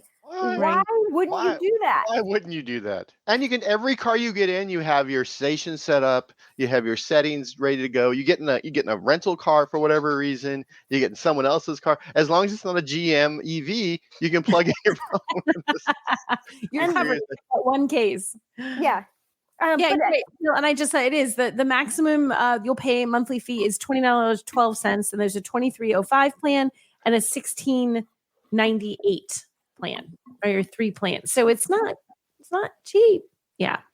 Yeah. So we I'm just like, always get emails about, like, when we got they're like, hey, Sirius XM's always like, hey, do you want Sirius? No, we don't. We don't want it. Why? I have Apple. I have Apple Music. I have Spotify. Everything. If I want to listen to a certain song right now, I can do that. I can't do that with Sirius. I'm always like, whenever I get in one of the fleet cars, I'm always just like poking around trying to find a song I want to hear. I'm like, no. I guess I'll listen to this for 20 seconds. And you don't have to worry about your phone cutting out like every time you go through a tunnel. Yeah, or under a bridge or near some trees, or right. Like it doesn't get cranky for all sorts of small little nothing things. You're like, what did I drive by? Did a leaf go over the car? Like a random leaf blew overhead and it's extra large bird. Yeah, it was a hawk. Oh crud, I lost my signal. I will say in Chicago, I don't have signal issues. And I like to listen to Hits 1 because I like to hear what the new music is coming out. What the kids are listening to? Yeah, well, my husband does tell me I have the musical taste of a 13-year-old boy. So, yeah, I need to know what my counterparts are listening to so I can Shazam it. Okay. Shazam. I just like that app. I love the name. That's the best name ever for an app. And it makes me think of an old show from back in the 70s, 80s, whatever that was. So, okay. So no more Sirius XM, but it really is not that big of a deal because you can still get it on your phone. It's cheaper. We're saving you money. We're saving you money. So, a bigger deal. And this story really got my attention this week. Stellantis, Carlos Tavares, am I saying his name right? He is the CEO of Stellantis. And in chatting with reporters and such, he said, if our brands aren't performing, we got to kill them. We got to get rid of them. And his comments were basically like, we feel like we're doing maybe okay in in Europe, but we really gotta figure things out in the United States. And if we have to get rid of a brand in the US because it's underperforming, then we have to get rid of a brand in the US. So now everyone's going, yeah, he says, we consider that job is done in Europe. The job is not done in the US. And we are now going to take care of that work. So very threatening. What do you think? The one Chrysler car. Like, the new Dodge Pacifica. There you go. Done. Ram what do you think? Come on. Ram Pacifica? Having a Jeep Pacifica. The fact that Ram became its own thing. I still call them Dodge Ram trucks in my brain. Oh, you're that person. Yeah, I have to stop myself from saying the Dodge Ram. Because that's a thing that was, and then they're like, no, we're making we're making trucks, their own thing. You're like, really? Fine. And now they have 1,000 brands. Yeah, they have a lot of brands. So what do you think, if you had to guess, what do you think is safe and what do you think could be in trouble? I mean, Chrysler only has one car. And they have a concept that they've been showing for 4 years and haven't done anything about it. You can just call it the Dodge, because the Dodge Caravan is a thing, and it's essentially just low-end Pacifica. So just call it the Dodge. I don't think they make the Grand Caravan anymore. But it was grand. It was great it was a great rental car. Now you get now you get the Chrysler Voyager, which is just the the rental version of the Pacifica. Yeah. Yeah. So Chrysler? Do you think just Chrysler? Do you think anything else could get axed in the US? I think Fiat gets axed. Because they just don't do any. what did they just have? The 500E that they just did is it the 500E? I want to say 500E. They just revealed and they did still drive have in that Miami. little weird SUV. They still have that weird little SUV, the 500. I thought they were just down to the one vehicle. Are they down to more? No, I don't think they have the 500X or the 500. Was it L? Fiat. Yeah, it's just all the 500s. Oh no, the 500X is still around. Okay, so we have, because they don't do the Fiat anymore, do they? No. 500E, 500E, I'm looking at the 500E, 500E. There's like 4 different versions of the 500E. Oh, just because they have different themes. That's all that really is. And then the 500X. Inspired by beauty, inspired by music, inspired by Los Angeles. I was just going to read inspired by Lost. Well, inspired by Los Angeles, red, and then the 500X. It's not a lot. I'm telling you, you just put Ram into Dodge, but that's just me being lazy. So Fiat, you think Fiat could go away and Dodge could become Dodge Ram again because everybody would just be like, okay, we've been everything under Dodge. Fruit done. The Dodge Fiat 500E. So Dodge Ram Fiat Chrysler, just one name, but they're just going to pack it all in there. Just do initials like when they had FCA. DRFA. No, don't give. You got to use Dodge. Dodge has been for. Yeah, I can't imagine them getting rid of Dodge because that's such an iconic brand. But Chrysler only has one car, but so was Chrysler once upon a time. Fair. Like, I mean, Chrysler was the company. Right? Yeah. Like that's where so it's just like that one was a big one until it just kind of got down to being just a minivan. Yeah. It's a good minivan. At least we got that going for it. It is a darn nice minivan. It is a nice minivan. So then the going wisdom here on wheel bearings is we think Fiat could go, Dodge should become Dodge Ram, and Chrysler's minivan should just be part of the Dodge brand. Yeah.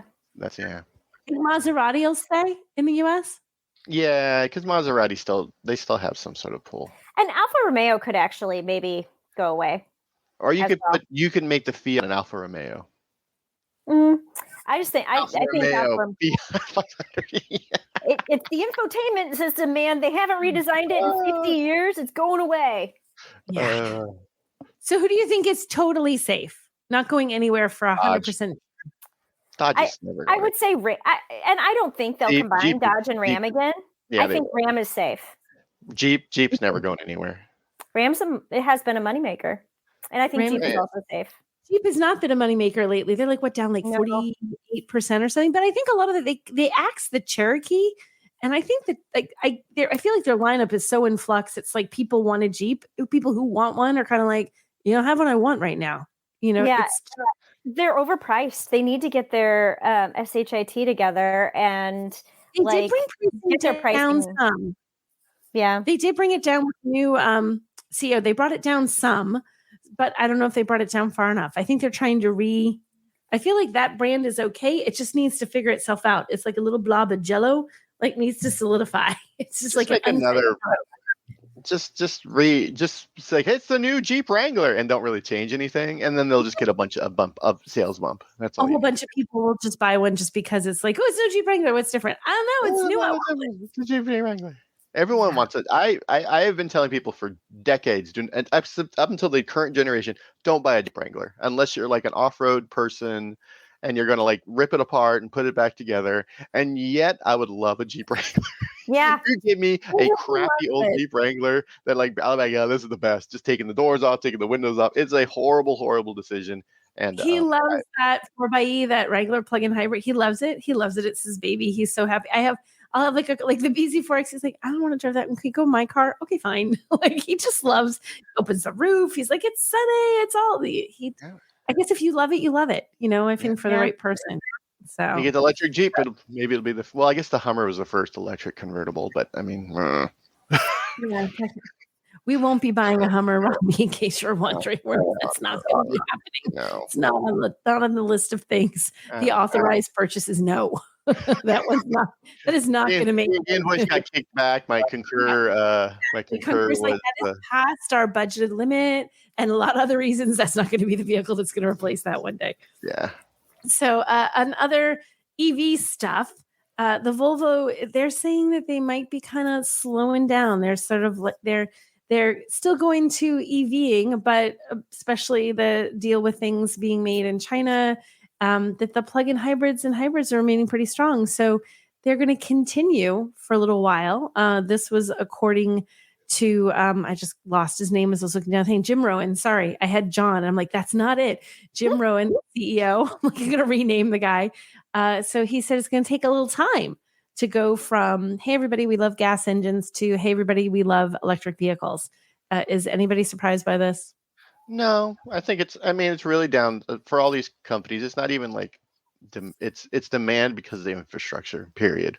Like the infrastructure didn't get built out as quickly as they all had anticipated. And when you tell people you can buy a car, but it's gonna be tough to fuel it up, that's a that's a hard sell, especially in a lot of parts of the U.S. And then of course the China thing doesn't help because they were planning on building all their EVs in China, and now they got to build them all in Belgium.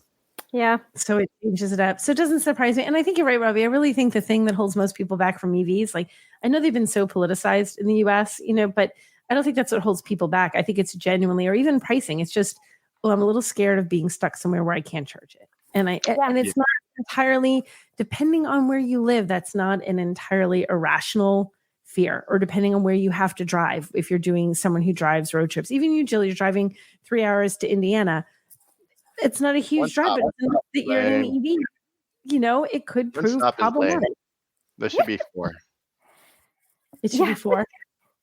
But no, I mean, it's like I like was driving. I can't even remember what. I think it was. I can't remember what I was driving, but I was coming back on a busy weekend, and I knew I was not going to get 200 miles of range on the vehicle I was driving. So I had to, even though I was only putting 60 miles on the car, I had to stop in Lafayette, Indiana, where there's only 4 chargers in the back of a stupid Walmart parking lot, no bathrooms, unless you go into Walmart, and I don't need to go into Walmart.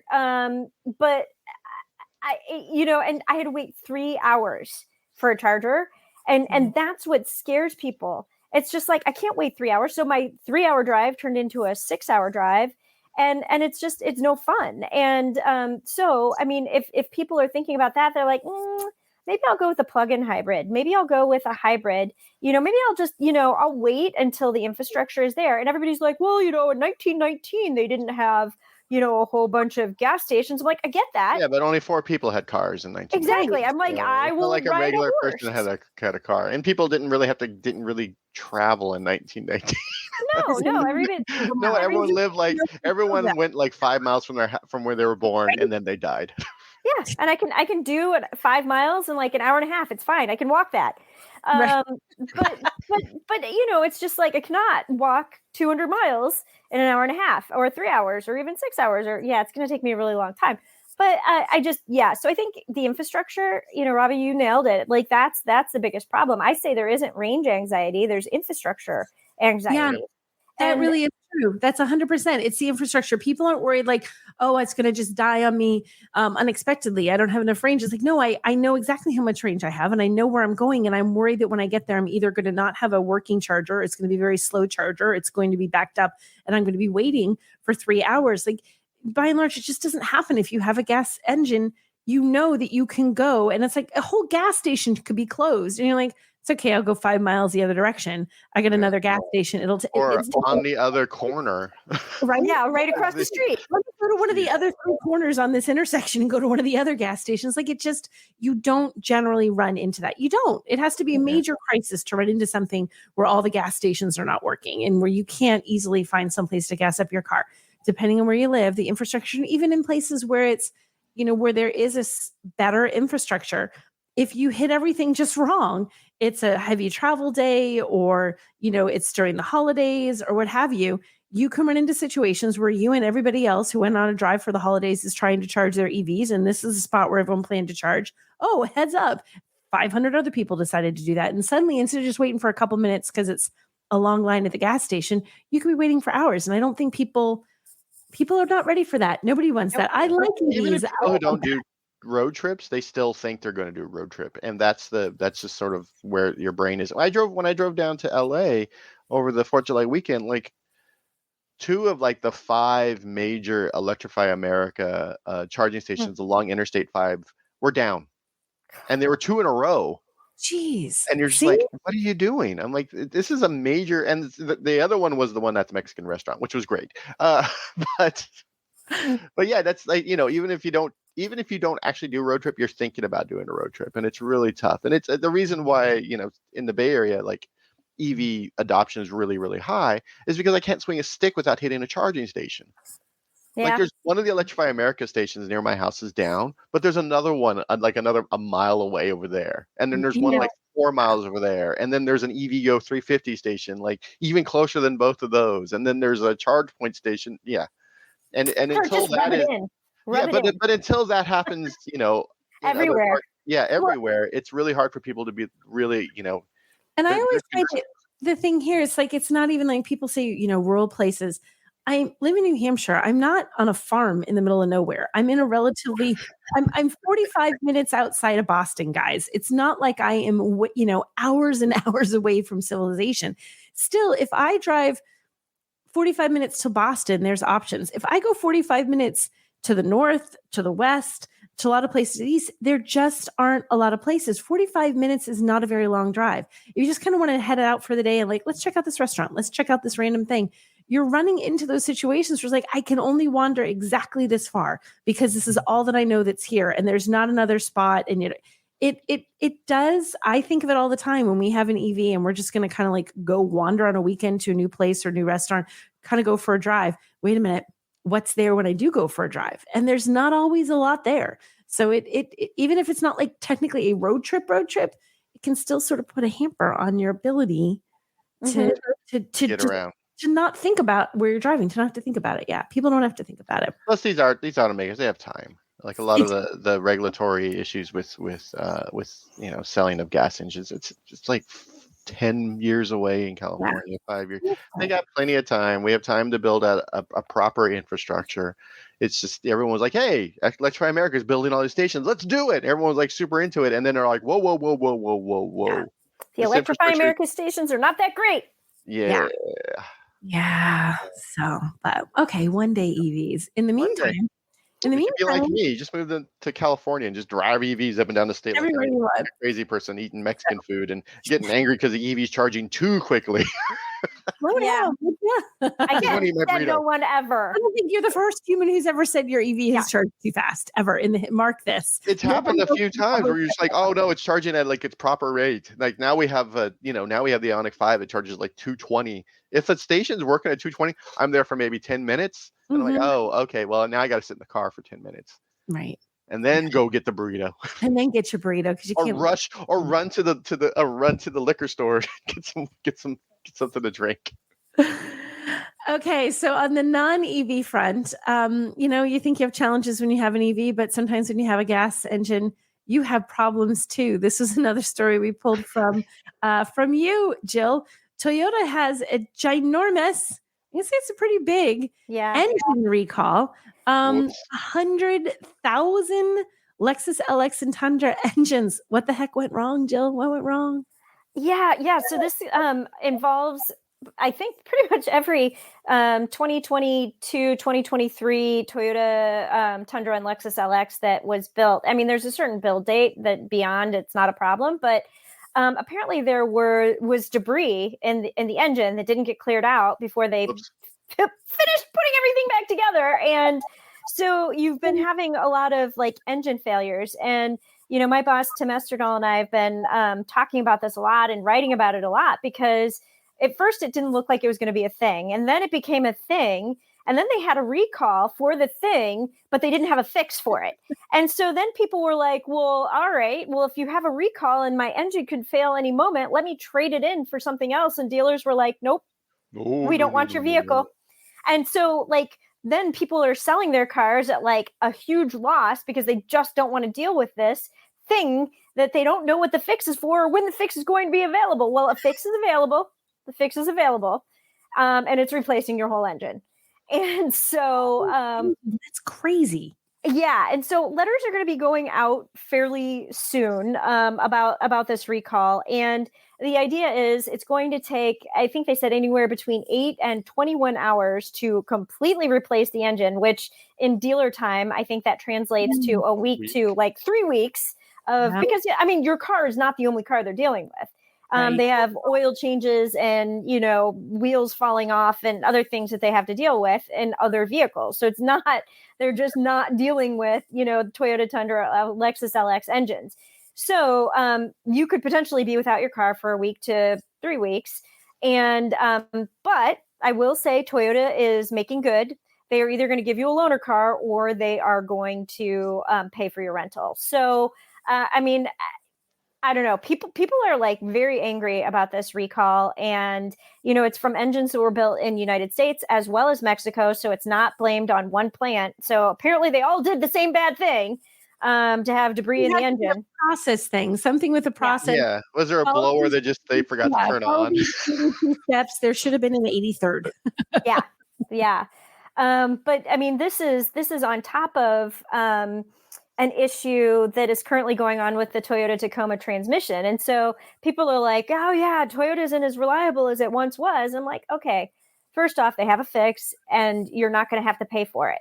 And then once you have a completely new engine, everything will be golden. It'll be fine. But you've had your car for, because this is like 22s and 23s. You could have had your car for like 2 years, put a lot of mileage on it potentially. And they're like, here, new engine. Yeah, so here you go. You're welcome. It's a pain in the butt. You're going to be either in a loaner or a rental for maybe you'll get a Sienna. That's a nice But you're going to get, like, you have a whole new engine. It's like new. Yeah. The car, like, it's like refurbished. Like, that's not a bad thing.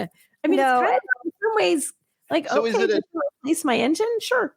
Is it a new engine, or do the first, 20,000 get a new engine, and the rest of the 80,000 are they're just getting the engines and cleaning them and putting them back in refurbished engines? It said replacement, right? Yeah. I mean, it could be. It could be refurbished, cheap.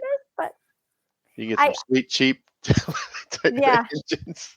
They are saying new. The only thing that I didn't get an answer to, and I need to circle back on this, is okay, so maybe you've already had this problem and you've already paid your own way for a complete engine replacement because of, I don't know, warranty, whatever. But I don't, maybe that didn't happen. But if you had to pay out of pocket at all for repairs or anything related to an engine issue, my question is Toyota going to reimburse owners for that? I hope they are, because I know I would think that they would. I would hope that they would, because I know I've had once or twice I've had a recall on cars I've owned where it's something that broke. And then when they finally did the recall, I've already paid to have the repair because it wasn't covered under warranty. Had to rent a car once or twice because without a car. And when the recall came through, it was like, if you've already paid for this repair, reach out this way. And you had a little thing you could fill out. And it was like, I did keep the receipts from the repair. This is what I paid. So you weren't completely out of luck. And I feel like they made me whole. Volkswagen once years ago, I had paid for something and they made me whole at the end of it. So I would think that if this failed, hopefully there would be a way for customers who paid something or had to pay for a rental for 3 weeks or something stupid would be able to get their money back. Fingers crossed. Fingers crossed. Developing story ongoing. So I'm sure we will have more on this. Well, because your forms are so robust at your site. Why were people mad that the fix, I get it being mad that there's something wrong. That stinks. You don't have a car where something's wrong. And not knowing what the fix was. Now we have a fix. We're going to give you a new engine and we're going to give you a rental. Why are people still really mad? Why is the sky blue?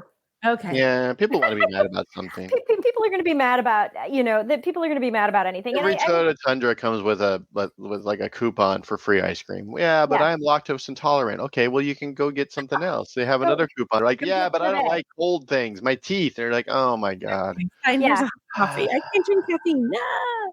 Yeah, and I mean, I will say that I'm saying push for the Sienna when you get the car. No minivans. But no, I mean, there is a contingent that is like, they were angry, and now Toyota's made it better. And they're like, yay, see, Toyota really is awesome. So, I mean, it goes both ways. And I don't know. I think there's a thing, it's going to be fixed. It'll all work out in the end. Every automaker has recalls. That's the thing. When you talk to the Tesla, people losing their goddamn minds every time there's a recall. They're like, "What is not a real recall?" I'm like, "No, it's a safety issue. Someone told you have to do it. It's called a recall." People just pick. I'm like, "No, everybody has recalls. Settle down." Well, and the reality that everybody, the least reliable cars, the most reliable cars, the cheapest, the most expensive. It's not limited to anything. You can find. I mean, they do recalls on cars all the time. And as annoying as it is, the good thing about a recall on a car is like, hey, we found this problem. We don't want it to happen to you. We're going to pay to fix it. Would you rather have them be like, nah, not recalling your car? We know that part has a 50% chance of failing, but good luck with that. You want them to do recall when they find stuff. It's a pain in the ass. You got to give up your truck for, especially if it's your work truck. Then it's more. Then you're just like, oh, okay, this is a huge pain in the butt. But if you're just hauling air all the time, you're going to be fine driving a Camry for a week or two. Yeah, well, and what I will say too is the recalls that happen, like there's a wide range of recalls. Like your vehicle could be recalled because the engine needs to be replaced, but it could also be recalled because there's a sticker that was placed improperly in your door sill.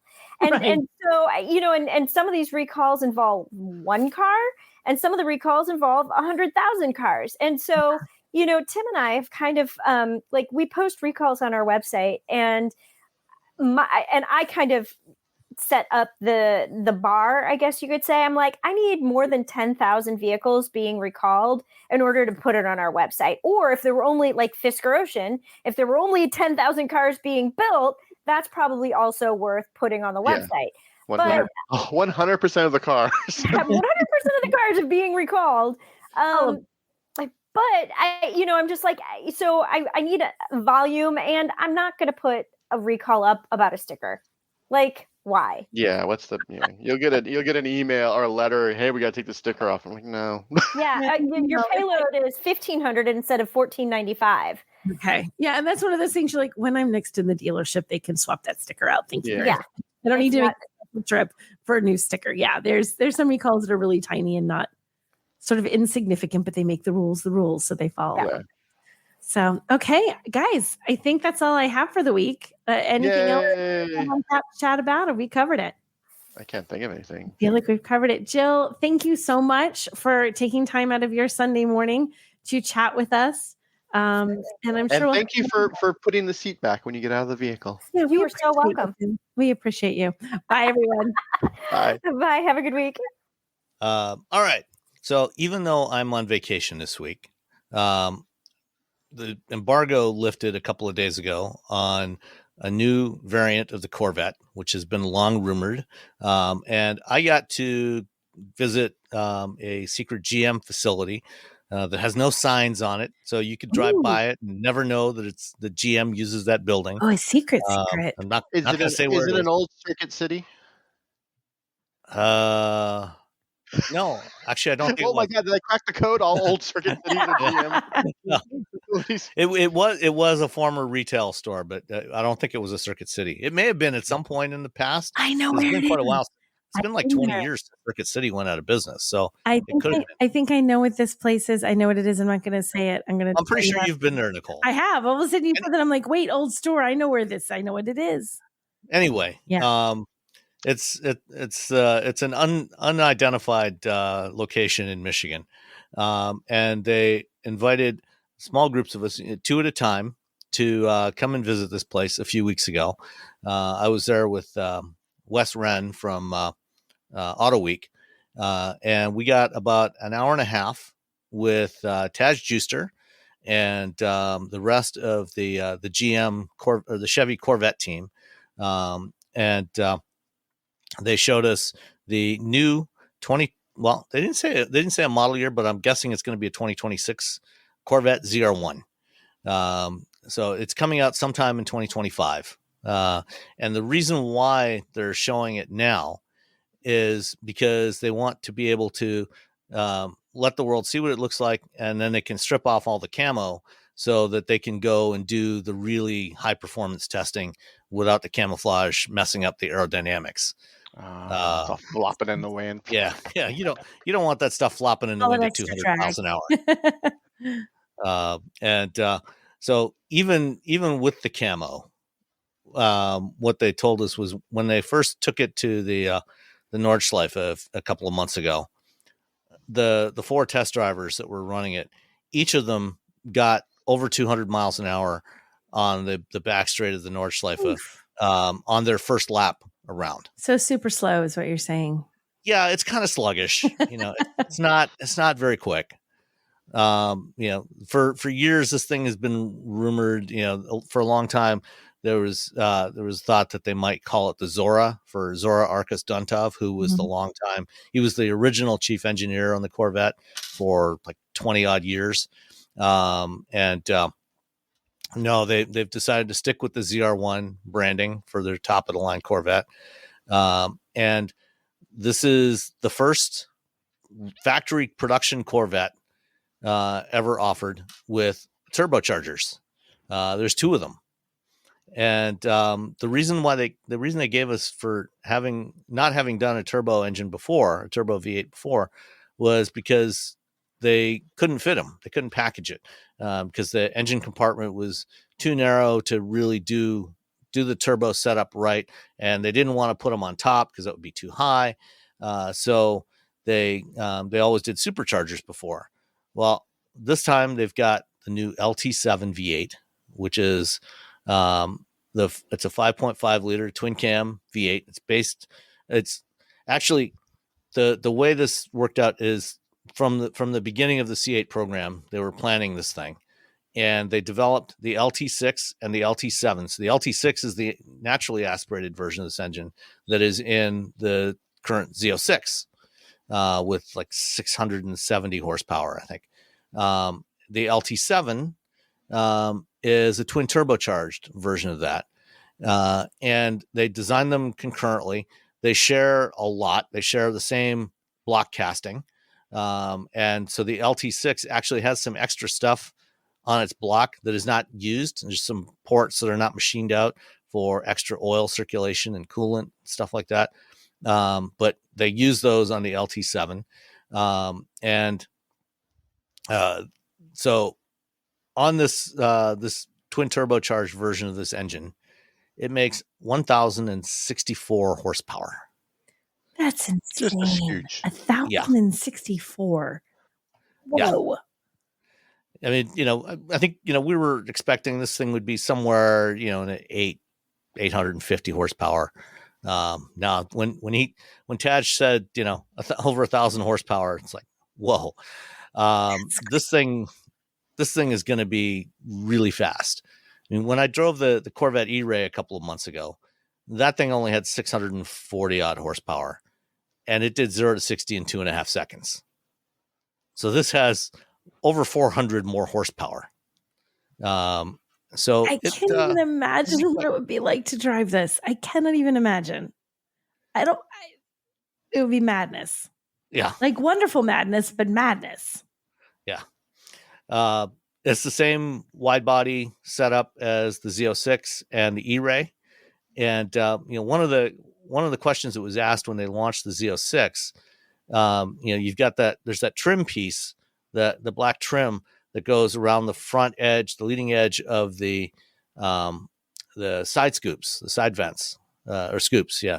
And on the Z06 and the E-Ray, there's a part that extends back from that leading edge. And people asked, why was it like that? And they couldn't say at the time, but it's because they designed all this body work at the same time for both models, the Z06 and the ZR1. On the ZR1, there's an extra air intake in that piece that extends back from that leading edge, which is for the rear brake ducts to feed more cooling air to the rear brakes. Because you will need those if you're going using 1,000 horsepower. You will need those. The other big change to the bodywork is the hood, the front cover, where on other Corvettes, if you open that up, there's a little frunk under there. So there's some storage space there. There's no storage space in the front of the ZR1 because it's got a whole bunch of extra cooling up there. There's more radiators, there's intercoolers for the turbos, and bigger engine cooling, just lots more cooling. And so there's a flow through vent up there that looks pretty much the same as the one on the Corvette race cars, on the GT3 race car, and also on the previous C8R. So the air flows through the front and then up and over the car body through that You don't need storage, and you're going as fast as you're going to go in this. We need storage. That's right. I mean, you'll get there so fast you'll have plenty of time to do some shopping for whatever you need. Buy what you need when you get there. Yeah, it does still have the trunk in the back. So you have that. So I mean, yeah, you just don't get the extra bit. Yeah, exactly. What else? Carbon fiber roof is standard on this thing to lower the center of gravity. There's a base variant of the ZR1 they all have the same output, the same powertrain. The top speed is going to be about 215 miles an hour, or over 215 miles an hour. You can get it as a coupe or a convertible, and then you can also get the optional ZTK package, which gets you some extra aerodynamic bits and also different wheels and tires. So with the ZTK package, you get a big carbon fiber rear wing. That thing is huge. It is huge. And then there's a gurney flap that goes around the leading edge of that the air outlet on the front of the car. So that cooling outlet that I was talking about. Mm-hmm. So with those changes, and there's also a bigger front splitter, and there may be some dive planes on there. With those changes, it has a little more drag, so the top speed will be slightly lower, but it'll generate over 1,200 pounds of downforce at 150 miles an hour. Wow. So, this thing will stick to the ground. Yeah. And another part of the ZTK package is you get carbon fiber wheels from Carbon Revolution in Australia. So they're pretty cool looking wheels. The engine internals, they've beefed up the crankshaft. They've got beefier titanium connecting rods and piston pins. The piston pins are a little bit thicker, and the pistons themselves are a little bit thicker, and they're more deeply dished to lower the compression ratio from, I think it's about 12.3 to 1 on the Z06 to about 9 to 1, because this thing's going to generate a lot of boost. And so you don't need such a high compression ratio with that. Then the turbochargers, the two sides of the engine are kind of independently controlled. So there's this the intake plenum on the top. The two on the Z06 and the other Corvettes, there's a crossover pipe between the two to improve the airflow and help get air pumping into the engine.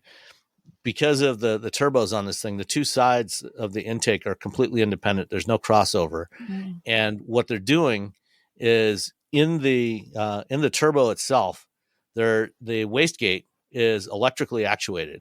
So they can control that. And even when you lift off the throttle, they can close the wastegate and keep the pressure built up in the compressor, so that you don't have any throttle lag. You don't have any turbo lag. Yeah, no turbo lag. It's always just in there spinning, ready to party. Yeah. So you got really short exhaust headers on the side of the engine feeding right into the turbo, and then that feeds into an air-to-liquid intercooler, and the liquid from that gets piped up to the front, which goes through another air-to-liquid heat exchanger to cool it off, and then comes back. So all that adds up to over 1,000 horsepower in this thing. Wow. Why do you need an electronic actuated turbo? Because I like to party. Yeah, exactly. What else? The brakes. Not enough. I mean, there's no. But wait, there's more. Never enough. Well, I mean, if you're gonna have 1,000 horsepower, you got to have good brakes too. This is the brakes. It's just your regular old brakes. Yeah. You just got to call somebody and say, "Hey, I'm going to be stopping. Yeah, get everyone out of the way." Yeah, move everybody for the next mile and a half. No, standard carbon ceramic brakes from Brembo, but the rotors are different from the similar So the E-Ray and the Z06 also have carbon ceramic brakes as standard, but the material that they use for the rotors on the ZR1 is different. So the strands of carbon fibers are longer. So if you look at the material that they use on on most carbon ceramic brakes. If you look at it real close, you'll see the fibers are kind of just all randomized. On this, they're longer strands of carbon fiber, and they're oriented more radially, so from the center out in the rotor material, and so that gives better heat dissipation, makes them a little tougher, better heat dissipation, so you can stop consistently from 200 miles an hour. That's an amazingly small detail. Like that's such an engineer. If you look at the picture, it's pretty cool. Yeah, Do they it looks totally different. Like the one on when it shows the difference between the standard carbon ceramic and the what's on the zero, they look totally different. That's amazing. Yeah. They still squeak. Oh yeah, certainly, absolutely. All carbon brakes squeak, but they're like, people buy these cars with like these carbon brakes, and they're like, my brakes squeak. You're like, that's what they carbon do. Fiber. Yeah, if you want to stop, if you want good brakes, they're going to make noise. It's just the way the world works. They're screaming at the world, I can stop whenever I want. Whenever I want, I'll stop you and your 1,000 horsepower. Quiet brakes they don't work as well. You got to have noisy brakes if you want them to really stop you consistently. Yeah. One other important detail about the ZR1, the return of the split rear window from the 1963 Stingray. That's kind of cool. Yeah. So it's got a split rear window again. It's functional. It's actually got slats in it for letting hot air out from the engine compartment, but it's got the split window. Oh, so yeah. that's back. Nice. That looks neat. Yeah. Can you see out the back? That's a really yeah, you can with the camera mirror. Don't be there you go. I mean, even with the regular Corvettes, you can't really see out the back with a regular mirror. Yeah, you got to use the camera mirror. Yeah, you got to use the camera mirror. The interiors, the cabin's unchanged. It's just like all the other C8s, so it still has that long wall of switches up the middle between the driver and the passenger. So the ZR1, we don't know how much it's going to cost. We don't know exactly when it's going to go on sale, but it ain't going to be cheap. I'm guessing somewhere in the neighborhood of 200 grand. You think 200? Yeah. All of that. When you listen to that list of technology and all the small details they've done to make this just so, that's not going to be a cheap car. Yeah, it's not going to be inexpensive. Yeah, the Z06 and the E-Ray are both like 105 to 110 grand. So I'm guessing this is probably going to be twice that.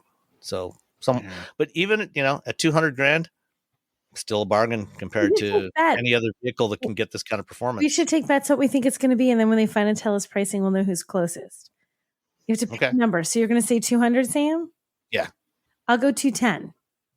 Oh, I'm going to go 180 because they like making it a deal.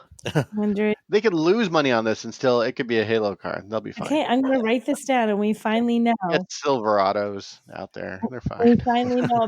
We'll see who wins. We'll see who's right. Okay. All right. What did you pick? 200? I said 210. Yeah. He said 200. You said 180. Okay. So it's just going to be not even close to what any of us are saying. It's 277 right now. We weren't even close. Well, then Nicole would win because she said 210. Mm-hmm. That's true. Yeah. So that is the Corvette ZR1 coming in 2025. Woohoo! Yeah, should be good for a few laughs. I would think just a few kicks and giggles. It'll be fun. But you got to be careful with 1,000 horsepower. Yes. Yeah. A lot of Cars and Coffees videos. I think we all. Yeah. Don't be one of those videos, guys. Don't be a Cars and Coffee. Please. Cars and Coffee. Please don't. Yeah. All right. Well, that's it. I'm back on my vacation again. Talk to you guys next week. Bye.